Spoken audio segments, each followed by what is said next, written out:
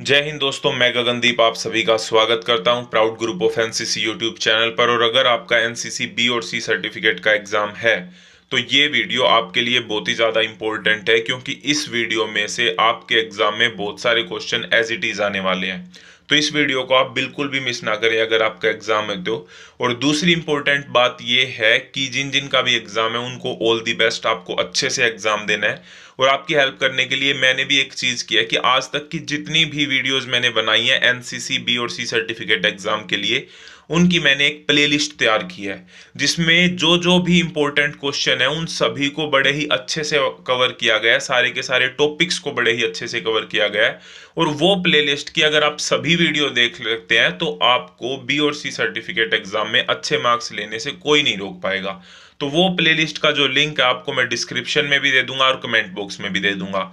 जो टोटली हिंदी के अंदर वीडियो है उसकी मैं अलग प्लेलिस्ट बनाऊंगा, और जो टोटली इंग्लिश के अंदर वीडियो है उनकी मैं अलग से प्लेलिस्ट बनाऊंगा, ताकि हिंदी मीडियम वाले हिंदी वाली प्लेलिस्ट देख पाएं और इंग्लिश मीडियम वाले इंग्लिश वाली प्लेलिस्ट देख पाएं। अब हम वीडियो को स्टार्ट करते हैं। आज की वीडियो में हम तीन इंपॉर्टेंट टॉपिक करने वाले हैं। एक तो हम मैप रीडिंग के इंपॉर्टेंट क्वेश्चन करेंगे, फील्ड क्राफ्ट और बैटल क्राफ्ट यानी कि क्षेत्र कला और युद्ध कला वाले इंपॉर्टेंट क्वेश्चन करेंगे, और उसके साथ ही हम वेपन ट्रेनिंग के कुछ इंपॉर्टेंट क्वेश्चन करने वाले हैं। और ये जितने भी क्वेश्चन कर रहे हैं ये सारे ही इंपॉर्टेंट है। सबसे पहला क्वेश्चन यहाँ पे क्या है? सबसे पहला क्वेश्चन यहाँ पे है कि मानचित्र की परिभाषा लिखो, यानी कि मैप कहते किसे हैं, नक्शा कहते किसे हैं। तो नक्शा कागज का भी हो सकता है, कपड़े का भी हो सकता है, वो टुकड़ा होता है जिस पर हम किसी भूभाग की सभी प्राकृतिक और मानव निर्मित संरचनाओं को कुछ पारंपरिक संकेतों द्वारा समानुपातिक रूप में दर्शाते हैं, वह मानचित्र कहलाता है। अब इसको ध्यान से समझ लेते हैं एक बार। अब कोई भी बहुत बड़ा भूभाग है यानी कि लैंड एरिया है, अब उसको पूरे को तो हम नहीं देख पाएंगे, लेकिन मैप के ऊपर हम उस चीज को ड्रॉ कर सकते हैं। किसके द्वारा? कुछ पारंपरिक संकेतों के द्वारा। कौन कौन सी चीजों को हम ड्रॉ करेंगे? चाहे तो कोई प्राकृतिक चीज हो, यानी कि कोई नदी है, कोई नाला है, कोई पहाड़ है, उसको दर्शाएंगे हम उस मैप के ऊपर। या फिर कोई मानव निर्मित संरचना यानी कि कोई मंदिर है, कोई मस्जिद है, कोई ब्रिज है, ऐसी कोई चीज है तो उसको हम प्राकृतिक संकेतों द्वारा दर्शाएंगे। और समानुपातिक रूप में दर्शाएंगे। समानुपातिक रूप का क्या मतलब हुआ कि अगर भूभाग के ऊपर 1 किलोमीटर है तो उसको हम हमारे मैप के ऊपर 1 सेंटीमीटर से दर्शा देंगे, ताकि हमको पता भी लग जाए कि मंदिर है कितनी दूर। अगर हमको जाना है नदी है कितनी दूर, वो उसी से पता लगेगी ना, क्योंकि मैप के ऊपर हमारा 1 सेंटीमीटर है, असलियत में 1 किलोमीटर है। तो अगर हमको दिख रहा है कि जहां पर हम हैं वहां से जो नदी है वो 5 सेंटीमीटर है, तो इसका मतलब वास्तविकता में वो 5 किलोमीटर दूर है। तो इसीलिए समानुपातिक रूप में हम उसे दर्शाते हैं, और वही क्या कहलाता है? मानचित्र कहलाता है। Next point very very important है, और ये 2-3 बार क्वेश्चन रिपीट हो चुका है, इसका मतलब ये इंपॉर्टेंट है ही कि कार्डिनल पॉइंट कौन कौन से होते हैं उनके नाम लिखो। कार्डिनल पॉइंट ये जो दिशाओं के नाम होते हैं इन्हीं को ही हम कार्डिनल पॉइंट कहते हैं। पूर्व पश्चिम उत्तर दक्षिण आप सभी को पता है। नेक्स्ट क्वेश्चन है उत्तर कितने प्रकार के होते हैं? ये भी वेरी वेरी इंपॉर्टेंट क्वेश्चन है। उत्तर 3 प्रकार के होते हैं, ये आपको याद रखना है। वास्तविक उत्तर, चुंबकीय उत्तर और गरीड उत्तर। नेक्स्ट क्वेश्चन यहाँ पे है कि कंपास के उपयोग क्या क्या है? कंपास आपको पता है, ठीक है। कंपास के उपयोग क्या क्या होते हैं? देखो, कंपास का उपयोग सबसे पहले तो नॉर्थ फाइंड आउट करने के लिए, यानी कि उत्तर दिशा का पता लगाने के लिए। मानचित्र सेट करने के लिए, आपका जो सी सर्टिफिकेट का एग्जाम होता है उसमें जो प्रैक्टिकल होती है उसमें मैप सेट करवाया जाता है आपसे, तो उसके लिए आपको कंपास की जरूरत पड़ेगी। चुंबकीय प्रभाव नापने के लिए। और दूसरा क्या होता है? रात्रि मार्च में मदद करता है, यानी कि रात्रि में अगर कोई दिशा भटक जाता है तो वो दिशा बताने के अंदर मदद करता है कंपास जो होता है। तो इस तरीके से ये कुछ कंपास के उपयोग है। आपको कुछ एक्स्ट्रा कंपास के उपयोग पता है तो वो भी आप लिख सकते हैं, ऐसा कोई हार्ड एंड फास्ट रूल नहीं है। लेकिन मैं अगेन बताऊंगा, और ये बात मैं हर वीडियो में बताता हूं कि आपको जो भी आंसर लिखना है वो या तो आप पॉइंट्स बना के लिखें या फिर आंसर के पार्ट्स बना के लिखें। बिल्कुल ही पैराग्राफ के अंदर या चले जा रहे हैं इस तरीके से आप आंसर को ना लिखें, क्योंकि अगर आप पैराग्राफ बना के, बड़े बड़े पैराग्राफ बना के अगर आप आंसर को लिखेंगे तो जो एग्जामिनर होगा, जो चेक करने वाला होगा, उसको एफर्ट लगाना पड़ेगा, और अगर उसको दिक्कत होगी तो वो आपको ज्यादा मार्क्स नहीं देगा। लेकिन अगर आप पॉइंट बना के लिखेंगे तो उसको चेक करने में सहूलियत होगी, और उसे सहूलियत होगी तो वो आपको अच्छे मार्क्स प्रोवाइड करेगा। अब एक छोटी सी इंपॉर्टेंट इंफॉर्मेशन और है कि जैसे कि ये आप क्वेश्चन देख रहे हैं, और इससे पहले भी हमने वन लाइनर क्वेश्चन किया है, एनसीसी मॉडल पेपर किया है, short answer type question, long answer type question, NCC में जो जो भी फुल फॉर्म आती है, इंपॉर्टेंट डेज। अब ये सारी जो चीजें हैं ना, उनको एक कलेक्शन में कलेक्ट किया गया है एक तरीके से, यानी कि एक पीडीएफ बनाई गई है, एक ई बुक बनाई गई है जिसका नाम है एनसीसी नोट्स इन हिंदी। और जिन जिन ने भी वो ई बुक खरीदी है और उसके अलावा जिनका भी एग्जाम था अब रिसेंटली, तो उनके कमेंट्स आ रहे हैं, आप खुद वीडियोस के नीचे जाके देख सकते हैं कि उनका एग्जाम बहुत अच्छा हुआ है और लगभग सारे क्वेश्चन वहीं से आए हैं। तो अगर आपका भी आने वाले टाइम में एग्जाम है तो आप उस पीडीएफ को खरीद सकते हैं और उसका जो लिंक है आपको डिस्क्रिप्शन में मिल जाएगा और आपके लिए वो बहुत ही ज्यादा बेनिफिशियल साबित होगी। नेक्स्ट क्वेश्चन हमारा यहाँ पे है कि कुछ पारंपरिक संकेत। ये क्वेश्चन भी आपके एग्जाम में आ जाता है कि इनके ना पारंपरिक संकेत बनाओ। तो कुछ 4 इंपॉर्टेंट मैंने लिए हैं, यानी कि धारा जा रही है तो जिस साइड में एरो का निशान होगा यानी कि उसी साइड नदी बह रही है या नाला बह रहा है, धारा की दिशा होगी। मंदिर का सिंबल कुछ इस तरीके से होता है जैसे आपको दिखाई दे रहा है। नलकूप का जो सिंबल होता है वो कुछ त्रिकोण की तरह होता है और किले का जो सिंबल होता है वो कुछ इस तरीके से होता है जैसा आपको दिखाई दे रहा है। तो एक बार इनको देख लीजिए, बना के प्रैक्टिस भी कर लीजिए। नेक्स्ट क्वेश्चन है कि मानचित्र के उपयोग लिखो। अभी तक हमने कंपास के उपयोग देखे थे, अब हम बात कर रहे हैं कि मानचित्र के क्या क्या उपयोग है। तो मानचित्र में किसी स्थान पर अपनी स्थिति का पता लगाने के लिए, इसका मतलब क्या हुआ, हम जंगल में भटक गए, अब हमको पता लगाना है कि हम कहाँ पे हैं, तो उस चीज को पता लगाने के लिए हम मानचित्र का प्रयोग करते हैं। दूसरा, एक बिंदु से दूसरे बिंदु की दिशा ज्ञात करना, कि हमको इस ए पॉइंट से बी पॉइंट की तरफ जाना है तो ये कौन सी डायरेक्शन में है, ये पता लगाने के लिए। किसी भूभाग की विभिन्न विशेषताएं ज्ञात करना, क्योंकि जो मैप होता है उसके ऊपर बहुत सारी चीजें दर्शाई होती है। अब वहां पे पहाड़ दर्शाए गए हैं तो इसका मतलब वो पथरीला क्षेत्र है, ठीक है। वहां पे रेत दर्शाया गया तो इसका मतलब वो रेतीला क्षेत्र है, तो उसके भूभाग की हमें विभिन्न विशेषताएं पता लग जाती हैं। युद्ध के समय चाल की योजना बनाना, भाई आगे कैसे हमको योजना बनानी है, कहाँ से जाएंगे, अगर यहाँ से रास्ता बंद हुआ तो बैकअप प्लान क्या है, उसके लिए हम मैप का प्रयोग करते हैं। और वैकल्पिक रास्तों का पता लगाने के लिए मानचित्र का उपयोग किया जाता है। वेरी वेरी इंपॉर्टेंट क्वेश्चन है, आपको याद रखना है। ये वाला जो क्वेश्चन है ना, कंपास के मुख्य भागों के नाम लिखो, ये तो बहुत ज्यादा इंपॉर्टेंट है और इसके ऊपर एक स्पेशल वीडियो भी बनाई है जिसको देख के आपको सारे के सारे पार्ट याद हो जाएंगे। उस वीडियो का लिंक भी मैं डिस्क्रिप्शन में दे दूंगा, या फिर आप यूट्यूब पर सर्च कर सकते हैं parts of compass in NCC. जो पहली वीडियो है वो अपनी वीडियो है, तो वो आपको इजीली मिल जाएगी और आपको ये सारे पार्ट याद हो जाएंगे, आपको धक्के से याद नहीं करने पड़ेंगे। तो एक तो टंग होती है कंपास के अंदर, एक विंडो होती है जो ऊपर शीशे की होती है, एक हेयर लाइन होती है, पतली सी लाइन होती है जिसको मैप सेट करने में और फाइंड आउट करने में चीजें बड़ी हेल्प करती है और इसकी इंपॉर्टेंस होती है। एक लीड होता है, एक डायरेक्शन मार्क होता है, ठीक है, एक नोच होता है, एक थंब रिंग होती है। थंब रिंग इसको क्यों कहते हैं, क्योंकि जब हम मैप सेट करते हैं तो अंगूठे में जिस रिंग को फंसाते हैं उसे थंब रिंग कहते हैं। प्रिज्म, क्योंकि हम प्रिज्मेटिक कंपास होती है इसकी फुल फॉर्म प्रिज्म की, फिर स्लाइड होती है। कार्ड होता है, अंदर जो लिखा होता है जिसके ऊपर नॉर्थ साउथ ईस्ट वेस्ट। कब्जा, हिंज जिसको कहते हैं हम, जिससे वो ढक्कन खुलता है और बंद होता है तो उसे हम कब्जा कहते हैं, जैसे कि दरवाजों में लगा होता है। ल्यूबर लाइन होती है और सेटिंग वैल्यू होती है। तो ये इंपॉर्टेंट पार्ट है कंपास के। यहाँ पे मैंने 13 लिखे हैं ताकि, क्योंकि 10 पार्ट के कंपास के नाम पूछे जाएं तो आपको कम से कम इनमें से 10 याद आ जाएं, तो 10 तो आपको याद होना बड़ा जरूरी है। नेक्स्ट यहाँ पे जो हमारा टॉपिक है that is field craft and battle craft, जिसको हम क्षेत्र एवं युद्ध कला भी कहते हैं। ये भी बड़ा इंपॉर्टेंट टॉपिक है और इससे आराम से 20 से 30 मार्क्स के क्वेश्चन आपके एग्जाम में आ जाते हैं। तो क्षेत्र कला होती क्या है भाई, फील्ड क्राफ्ट बैटल क्राफ्ट कहते हैं, FCBC जिसको हम बोलते हैं।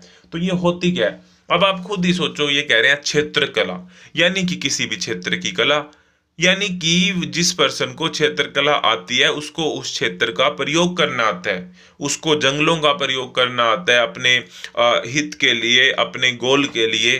तो वो वाली चीज क्षेत्र कला होती है, यानी कि उपलब्ध भूमि, जो भी उपलब्ध भूमि है और उपकरण और जो भी उपकरण है को अपने हित में व लक्ष्य की प्राप्ति के लिए सही ढंग से उपयोग करने की कला को ही क्षेत्र कला कहा जाता है। तो ये क्षेत्र कला होती है। Next question is very important question, दूरी का अनुमान लगाने की विभिन्न विधियां कौन कौन सी हैं। तो ये कुछ जो विधियां हैं ये दूरी का अनुमान लगाने के लिए, इकाई माप विधि हो गया, प्रतीति विधि हो गया। प्रतीति विधि का मतलब कि हम प्रतीत करते हैं, देखते हैं, देख के भी पता लगाया जा सकता है कि चीजें साफ दिखाई दे रही हैं तो इतनी दूर तक होंगी, चीजें धुंधली दिखाई दे रही हैं तो इतनी दूर तक होंगी, चीजें बिल्कुल ही मतलब नेग्लिजिबल दिखाई दे रही हैं तो इनकी दूरी तो इतनी ज्यादा है। तो इस तरीके से हम अंदाजा लगा सकते हैं। खंड औसत विधि मतलब सेक्शन एवरेज, इसमें क्या है कि सेक्शन में सभी से पूछा जाता है कि आप बताओ आपको कितनी दूरी लग रही है, कोई कहेगा 500 मीटर, कोई कहेगा 400 मीटर, कोई कहेगा 600 मीटर।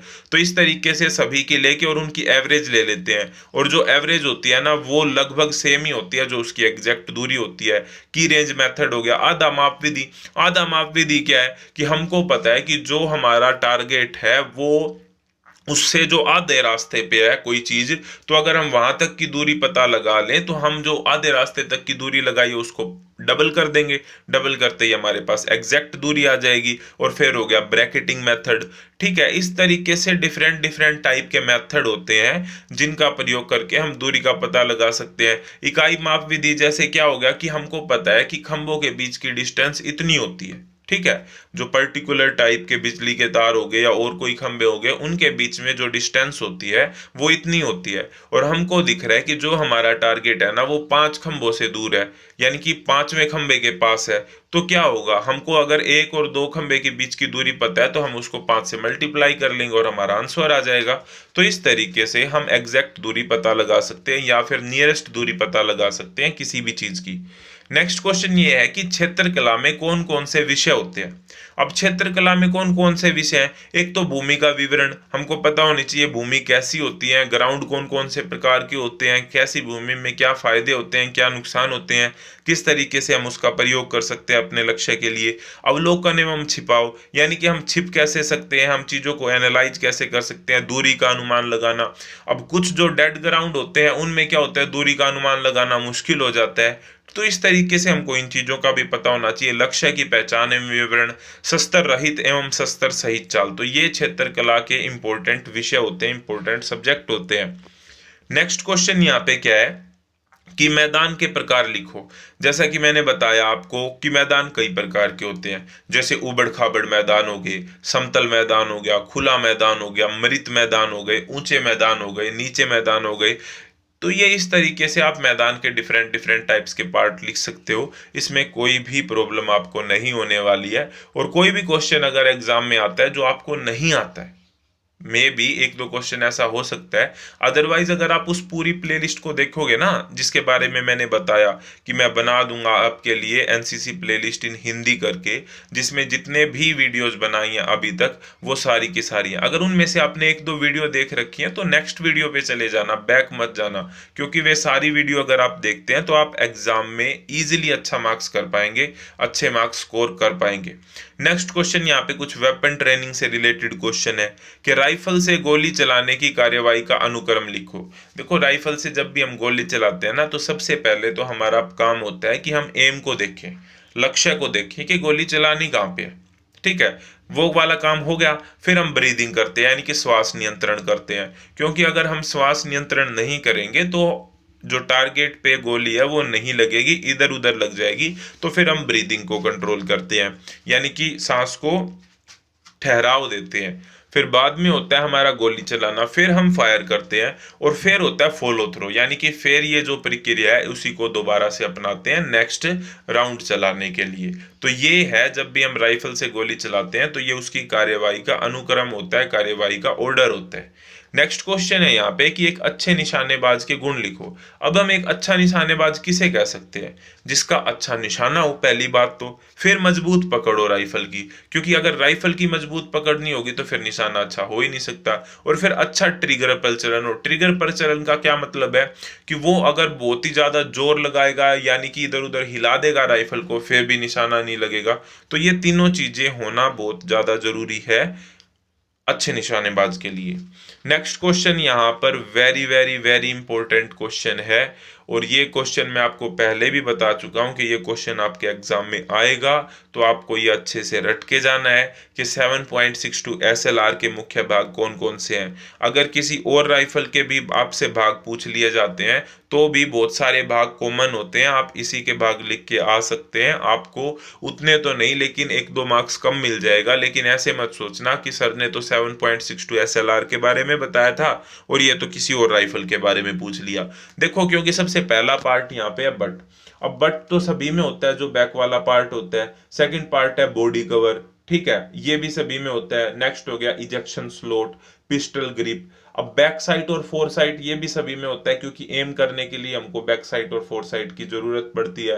ब्रीच ब्लॉक हो गया। ट्रिगर, ट्रिगर तो सभी में होगा, ट्रिगर के बिना चलेगी कैसे गोली। और ट्रिगर के ऊपर जो गार्ड होता है वो ट्रिगर गार्ड होता है, तो वो भी सभी में होता है। तो मेनली अगर कोई भी राइफल पूछ ली जाए तो इसमें बहुत सारे पार्ट ऐसे कॉमन होते हैं जो आप लिख के आ सकते हैं। मैगजीन हो गया, मैगजीन में गोलियां डलती हैं। हैंड गार्ड हो गया। कैरिंग हैंडल, कैरिंग हैंडल क्या होता है, जिससे पकड़ के हम राइफल को ले जाते हैं। नेक्स्ट बैरल हो गया, और नेक्स्ट हो गया गैस प्लग।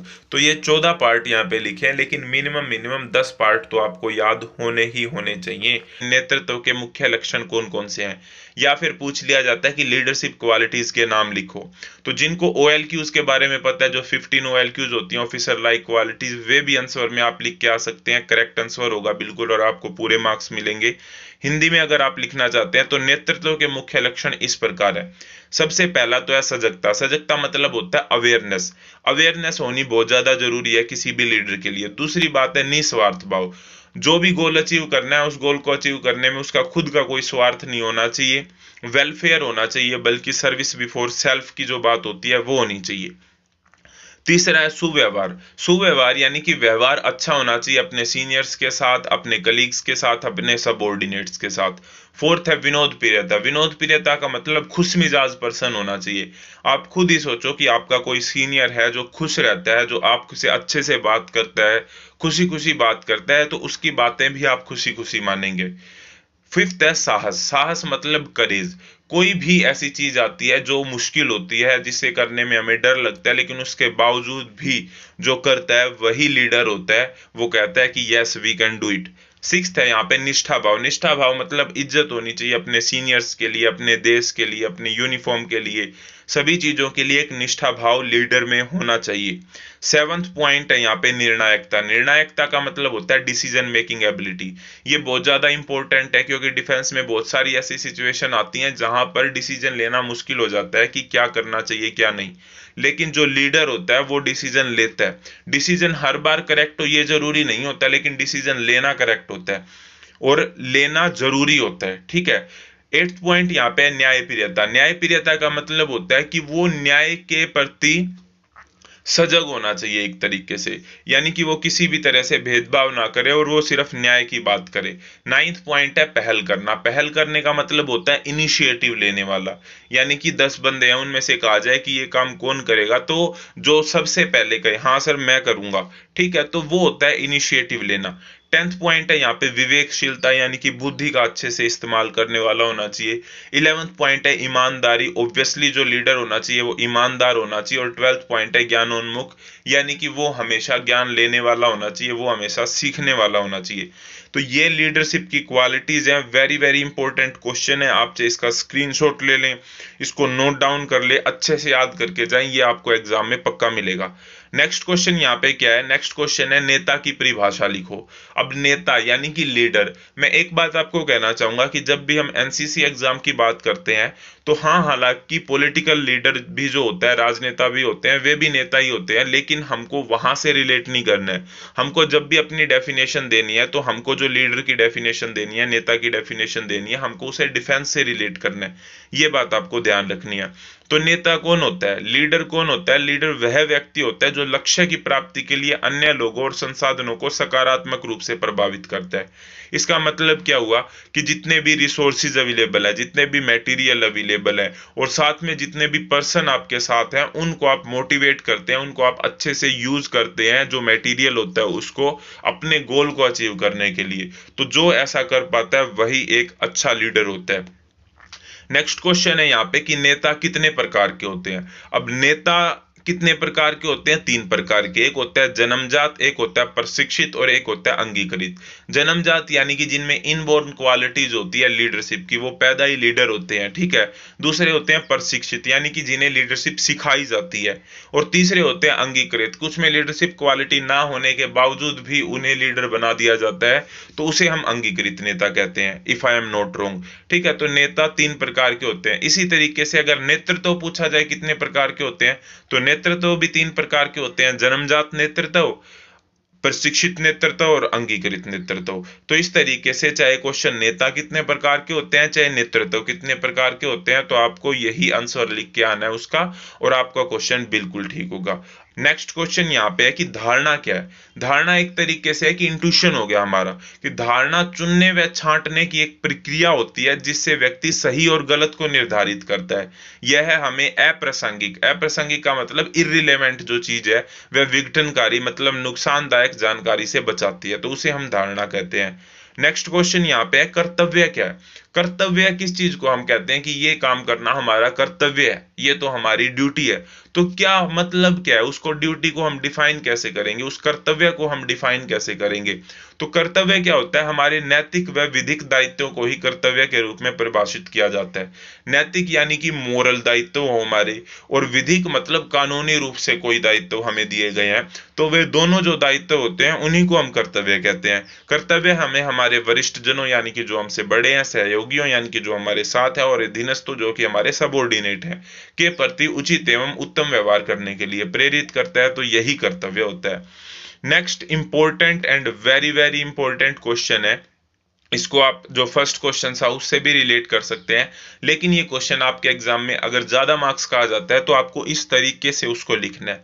और जैसे आपने देखा है, अभी तक हम देख रहे थे इसी बुक के अंदर जिस तरीके से क्वेश्चंस के आंसर दिए गए हैं, उसी तरीके से यानी कि एक सिस्टेमेटिक वे में पॉइंट्स बना के या फिर पार्ट्स बना के आपको आंसर करने हैं, अगर आप अच्छे मार्क्स लेना चाहते हैं आपके बी और सी सर्टिफिकेट एग्जाम में।